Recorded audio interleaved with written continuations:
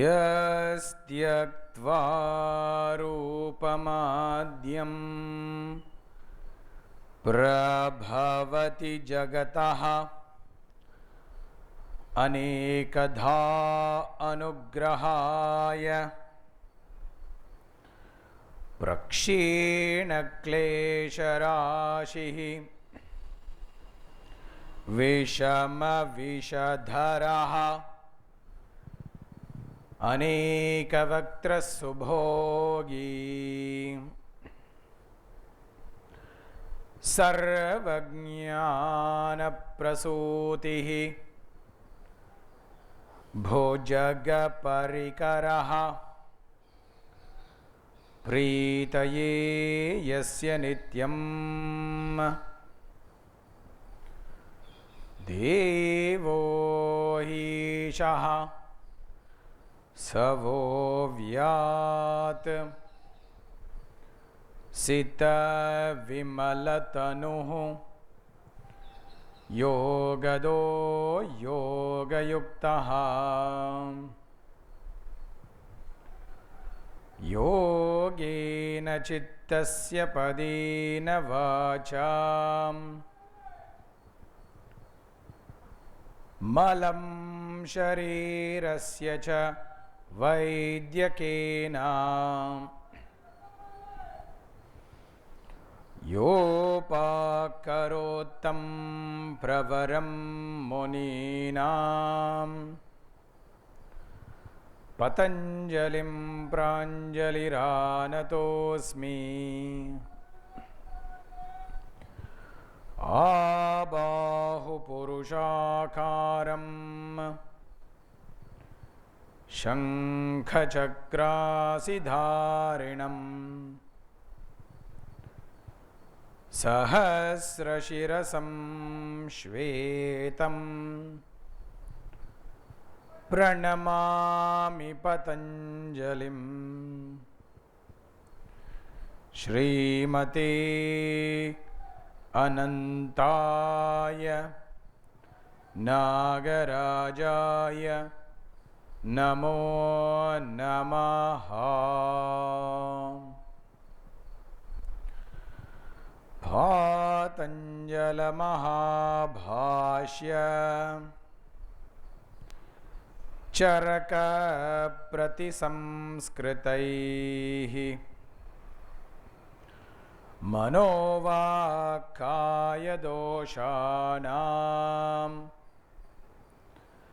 हर्त्रे अहीपतये नमः।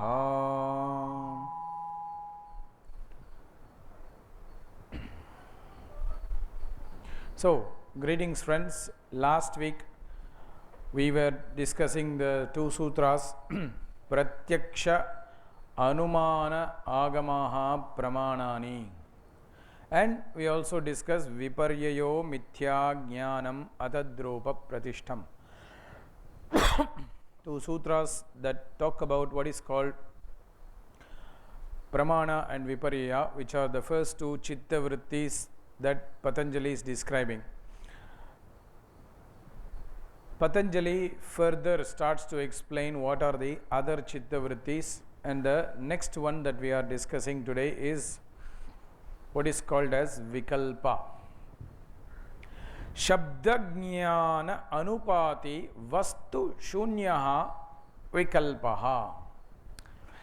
In some ways, this sutra is a bit controversial in the what you call as the philosophical circles. When you read many of the commentaries of Yogasutra philosophy, there is some philosophical debates surrounding this sutra.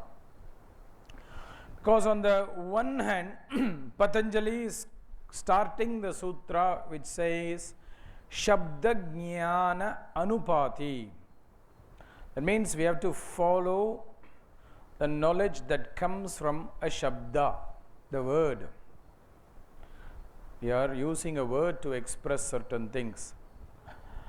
But at the same time, Patanjali also uses the word Vastu Shunya. The concept of Shunya means an absence of an object. Vastu Shunya means there is absence of the object.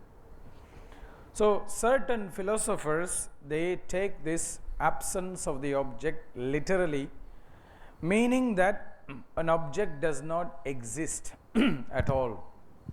The object does not exist at all. But at the same time, Patanjali is using the word Shabda Jnana Anupati.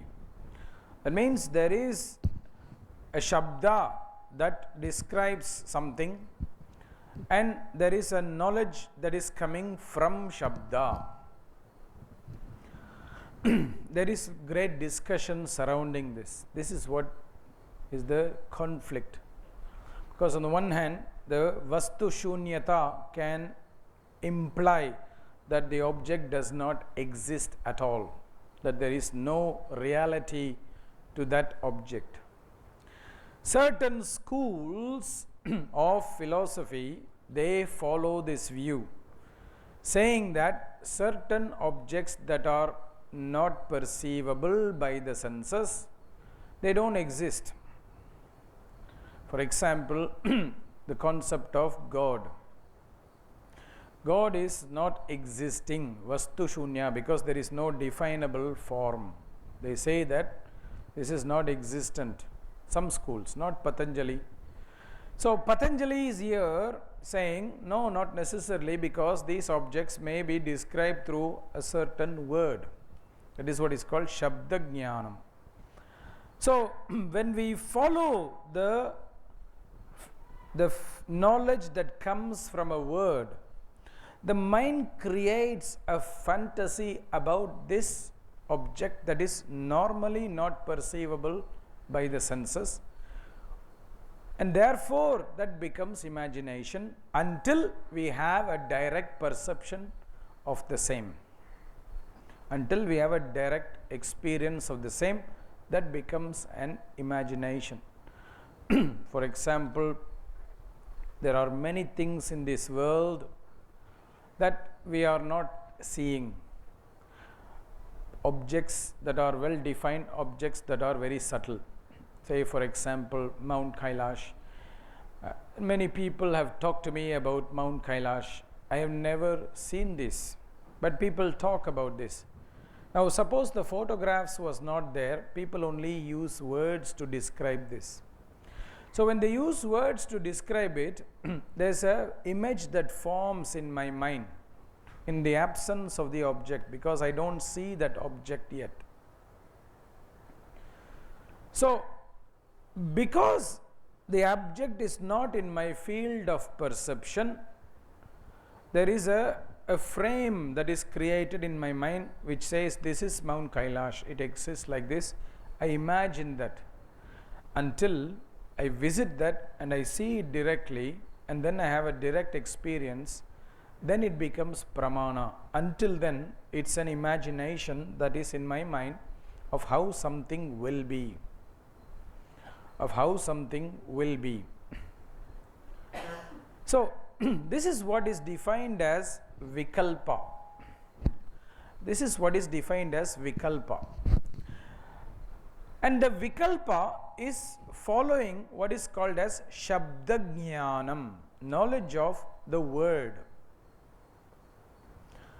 This is very important for us to understand, because the knowledge of the word itself is very different for each of us.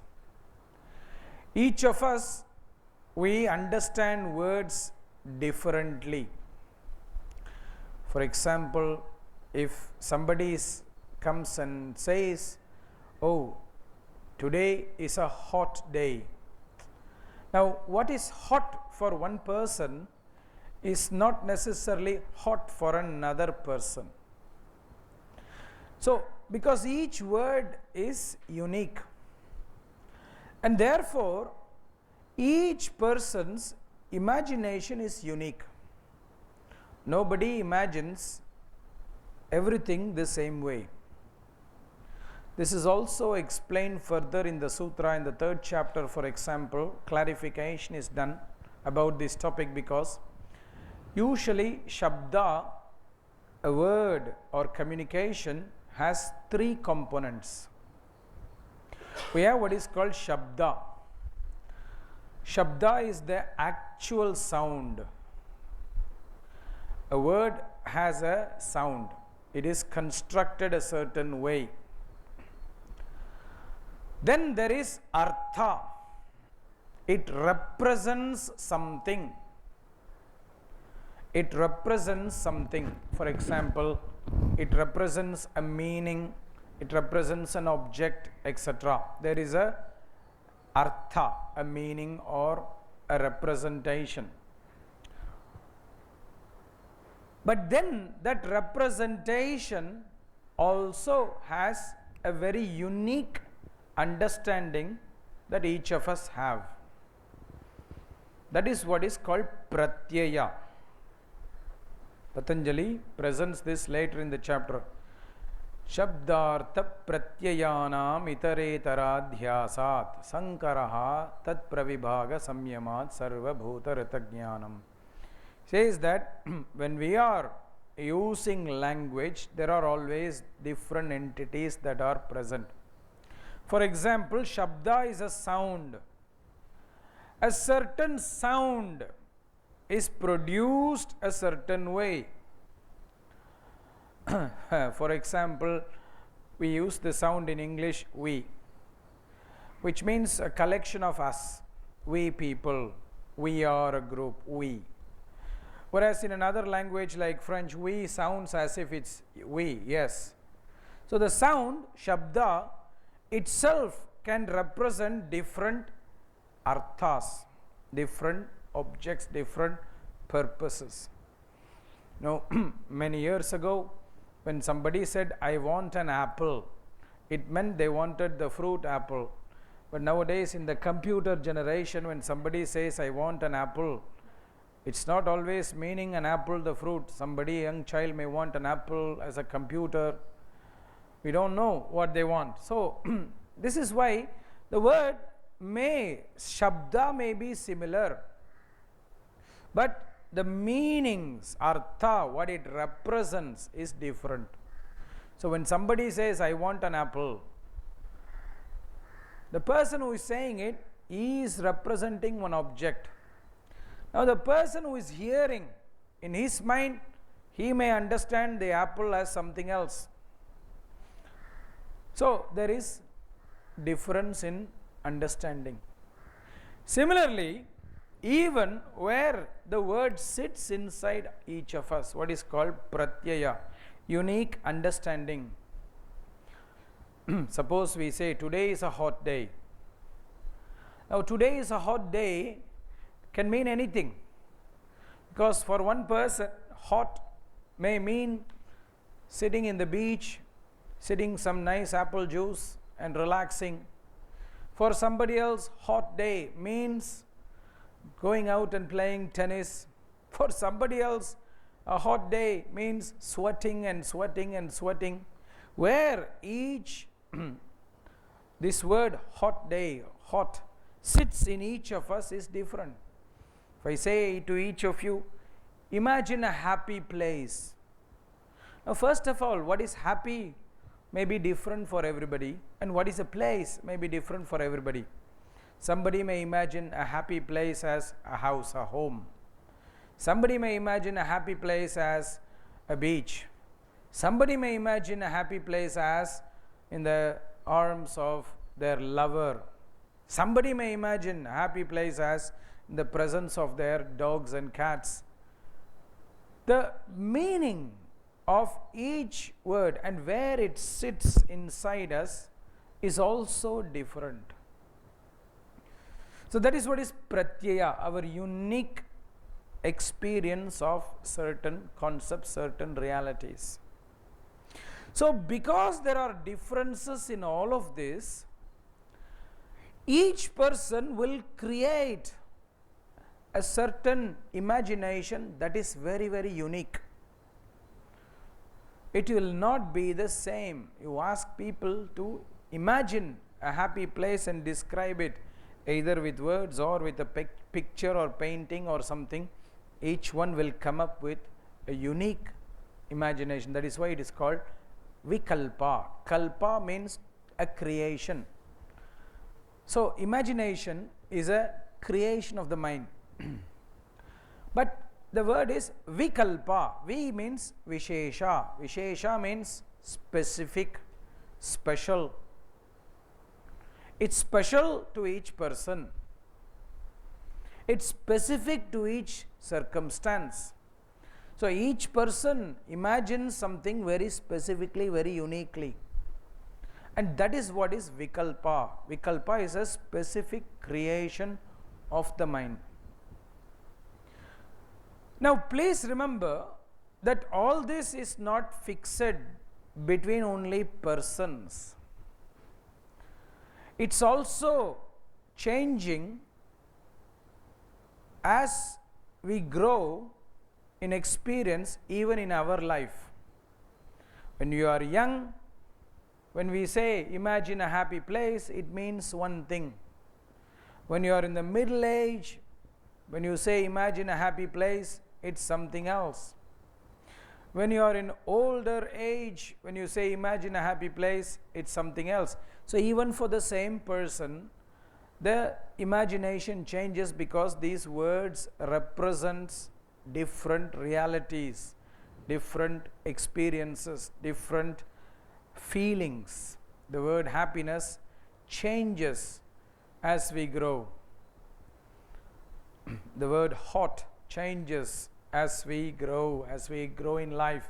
If we are well traveled, we travel to many places. So what may have been hot when we were younger, when we didn't travel, is very different from what is hot when we have traveled and we have experienced different places. So this also changes in each of our lifetime. That's why an imagination is always unique to that moment of imagination. To that moment of imagination, it is not fixed forever. That's why it is called Vikalpa. And always the Vikalpa is in the absence of the object, which means the object is not in the direct field of perception. It's not in the direct field of perception. This means that we are not able to see that object directly. It does not mean that the object does not exist.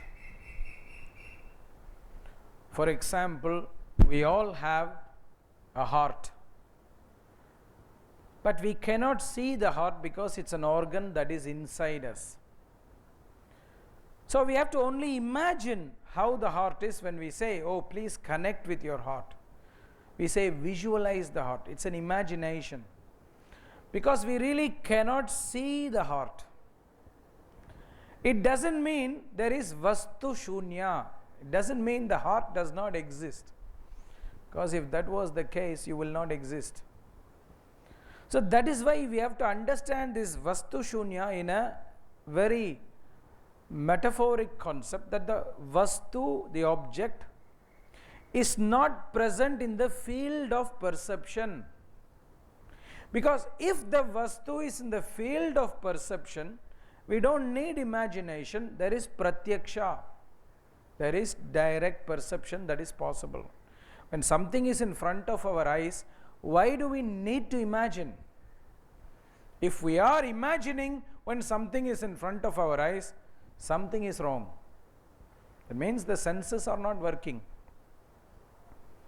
It's the same idea that the senses are not seeing the object, or the object is not in the field of perception.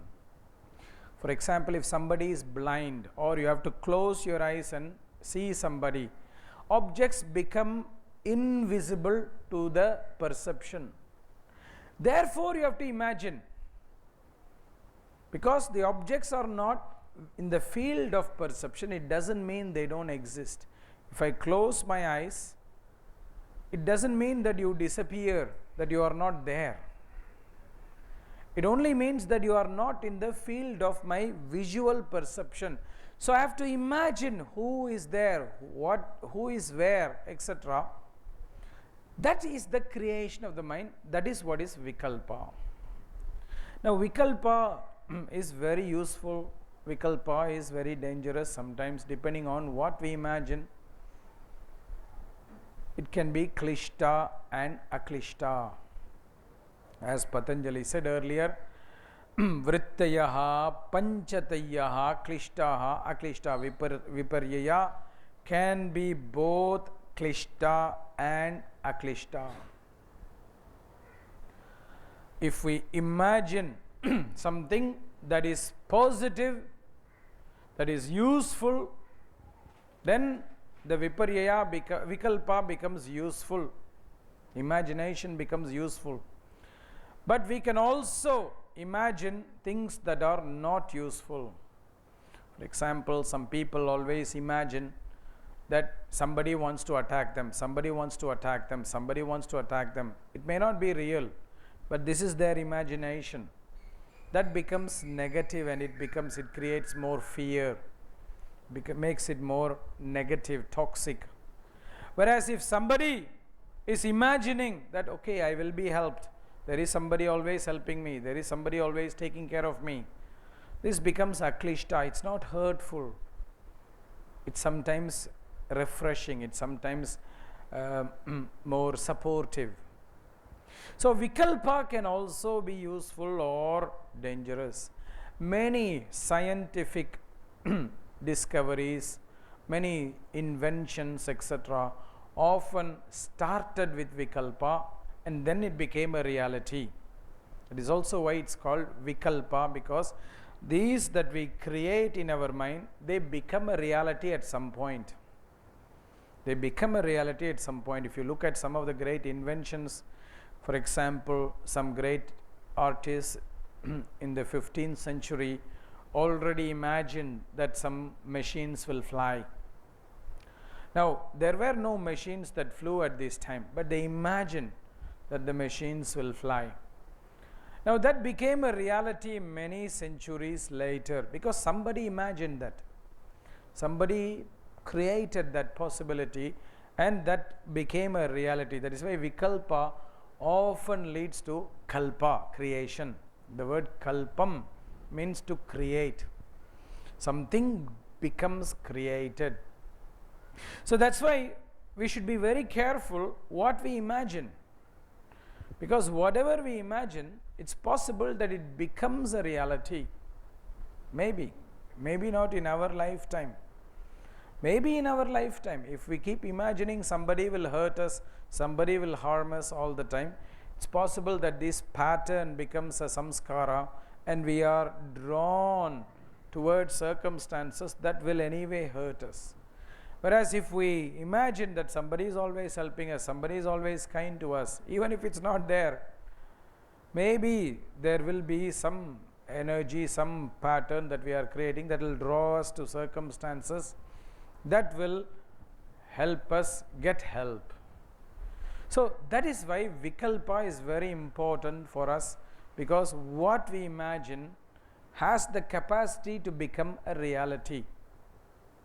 This is very, very important also, because in the field of yoga practice, for example, when we talk about meditation, when we say we have to meditate on an object, when we have to meditate on this or that, usually we start with imagination.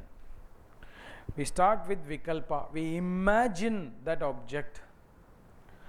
Then the imagination, vikalpa, leads to bhavana, visualization. Bhavana will lead to dhyanam. We are not going to start with meditation. Meditation is an experience that happens. It's something that is a siddhi. It's a result. Whereas the result of meditation does not happen like that. It has to have a consequence. Result means something has to be done before. So meditation's precursory step is usually bhavana, visualization. Visualization's precursor is vikalpa. This is how vikalpa can be aklishta, can be useful, when it can serve us towards the direction of meditation. When it's not serving in the direction of meditation, Vikalpa is not useful for us. It only creates more problem. We can also imagine negative things. For example, the world's greatest weapons have also been created because somebody imagined that. So it can be negatively used as well. Similarly, the world's greatest inventions for health and healing also came from visualization at some point. So the consequences of Vikalpa can be either way. That is why Patanjali says Klishta or Aklishta. So this is a very important aspect of Vikalpa, which is that Vikalpa can be useful or hurtful depending on how we use it. And very often Vikalpa is part of our perception.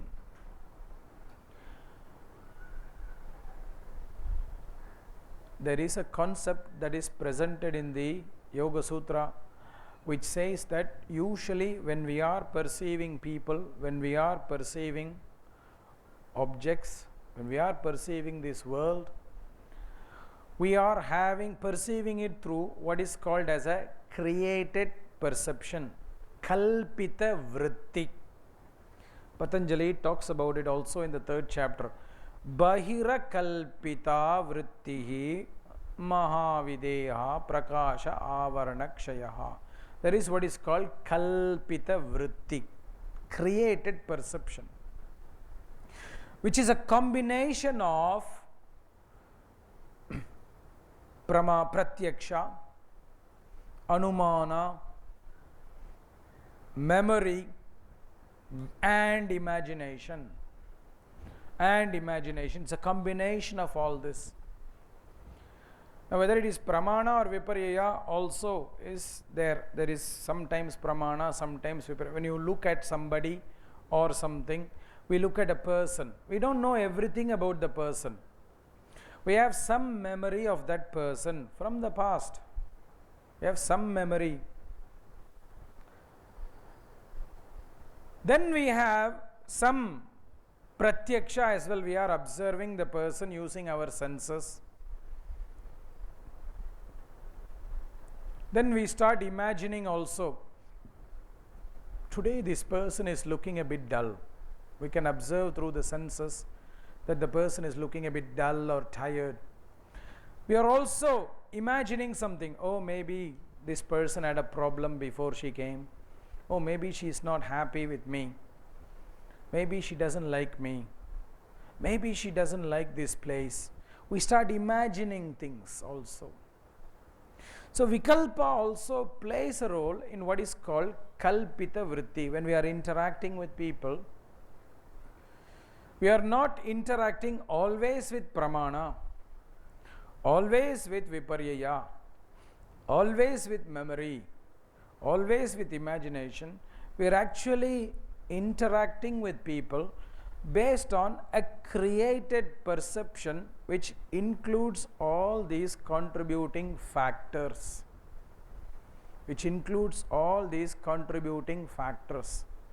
And it creates this reality which is subjective.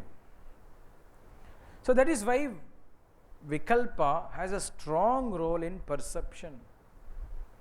For example, when you go to a restaurant and it's totally new, you don't know this country, it's a new restaurant, you have new food, and they bring you some food, you have never seen this before. But your mind is not just observing it and taking as it is. It's always trying to imagine, oh, it's like what you know already. For example, many times when we go to Indian restaurant outside of India and they have something called the vada. Now, maybe in Europe people don't know what is vada. So they say salty donut, because maybe people know what is a donut. So they try to create an imagination for people to have salty donut. Donut never exists in a salty manner, usually not. It's usually sweet. But they want to give you an imagination. So through these words, you imagine this. Suppose donut shop comes to Chennai, to India, and we don't know what is donut. They may say sweet vada. So they are trying to give us an impression of what is this imagination. So when we are perceiving, we are not usually taking things as it is. We are always creating a fantasy. We are always creating a fantasy that is a contributing part to what we are observing as well. That is what is called Kalpita Vritti, a created perception, which is based on combination of all this memory. That's why we are able to make associations. Memory and Vikalpa are two strong entities here, plus our sensory observations, what we see through the senses, which may be right, which may be wrong. Pramana or Viparyaya, it may be right, may be wrong. So there may be contributing elements of which Smriti and Vikalpa are very strong. That is what Patanjali says later. When you remove all these influences of memory, imagination, projections, etc. from perception, the light, the envelope that covers the light is removed. Because sometimes this imagination is a barrier to proper perception. Suppose I have to do a one-to-one meeting with somebody, and if I am always imagining, looks a little bit dull, and I am imagining he or she does not like me, it's a barrier, it's an obstacle for my relationship with that person in that professional context. The opposite as well. Suppose I imagine that they like me very much. It may not be the reality. They don't like it, but I am acting as if they like it. So I am doing too much. This also is not useful. So that's why Patanjali later says sometimes it's important to remove projections of memory and imagination so that you see things as they are clearly. But until such a moment, you have to accept that imagination is a very strong part in our perception. That is what is called Kalpita Vritti. And Patanjali says there are Kalpita Vritti that can be of different types. Bahira Kalpita, externally created perception, or internally created perception. Sometimes people give us their opinions. So suppose I want to meet you. Now my friend tells me, you are a bad person. So I am coming to this meeting with the imagination that I am going to meet a bad person. I am going to meet a difficult person. So there is an external projection that is coming, that is making me imagine that you are a bad person, you are a bad person. But there can also be an internal projection. Suppose you say, oh, my name is so and so. Now, your name is the same name as, let us say, one of my school teacher who traumatized me. So immediately I imagine, you are also the same person, you are a bad person, you will also cause trauma for me. That projection is coming from my past, from my inside. And I can imagine that you are a bad person because of this association. So this kind of projected reality can come from external influences or internal influences, but there is a strong presence, strong influence of memory and imagination. Memory and imagination are very close friends. Very often we imagine things through what we already have a memory of. Very often when you meet people and you are trying to understand the persons, you are always trying to imagine, oh, this person is like that person I know. That's memory's influence of imagination. Oh, she is like that, he is like that. We imagine this. So memory and imagination are very strong friends, and that is why Patanjali calls this as a Kalpita Vritti, which is based very strongly on memory and imagination. This is very important for us to remember, because usually the Chitta Vrittis do not exist independently. It's very rare. It's very rare that they exist independently. So that is why this concept of imagination is also important for us to understand, because it is a very strong part of our daily activities. It's difficult to imagine a state of interaction in daily life without imagination. That is why Vikalpa is so strong and so important. So that is why Patanjali defines this concept of Vikalpa as Shabda Jnana Anupati Vastu Shunyaha Vikalpaha.